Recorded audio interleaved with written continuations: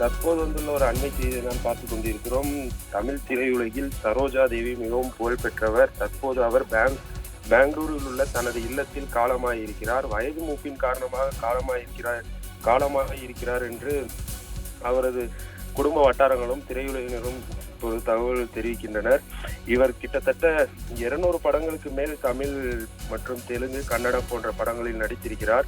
இவர் திரையுலகில் மிகவும் பிரபலமாக இருந்தவர். இவருடன் எம்ஜிஆர், சிவாஜி கணேசன் போன்ற பெரும் நடிகர்கள் இவருடன் நடித்திருக்கின்றனர். அதுவே இவருக்கு வந்து மிகவும் இவருடைய படங்கள் ஹிட் ஆவதற்கு மிகவும் ஒரு காரணமாக இருந்தது.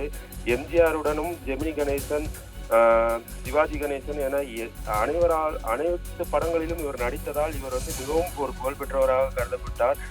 இவருக்கு வந்து பத்மபூஷன், பத்மஸ்ரீ போன்ற பல பட்டங்களை மத்திய அரசாங்கமும் சரி, அந்த மாநில அரசாங்கங்களும் இவருக்கு பல விருதுகளை வழங்கியிருக்கின்றனர். இவர் தமிழ் சினிமாவை மட்டுமின்றி இந்திய சினிமாவில் ஒரு மிகப்பெரிய ஒரு லெஜெண்டரி ஆக்ட்ரஸாக வலம் வந்தவர்.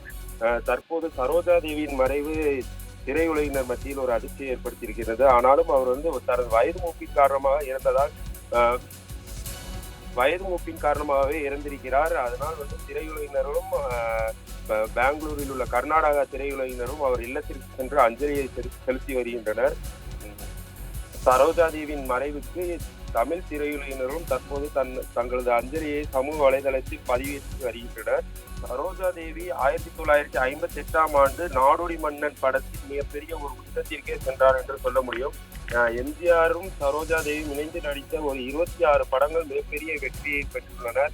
அதாவது 1980, 900 அந்த ஆண்டுகளில் சரோஜா தேவி எம்ஜிஆர் நடித்த பல படங்கள் மிகப்பெரிய ஒரு வசூல் சாதனையை படைத்தது குறிப்பிடத்தக்கது.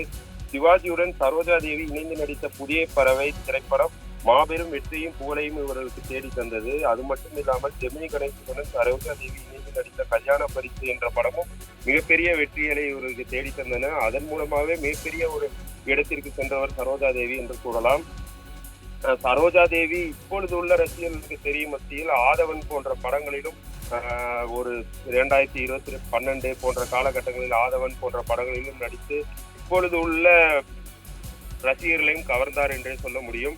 தற்போது இவருடைய மறைவு திரையுலகினர் மத்தியிலும் சினிமா ரசிகர்கள் மத்தியிலும் ஒரு அதிர்ச்சியை ஏற்படுத்தியிருக்கு என்று சொல்லலாம். இவருடைய உடலானது பெங்களூரில் உள்ள அவருடைய இல்லத்தில் தற்போது வைக்கப்பட்டுள்ளது.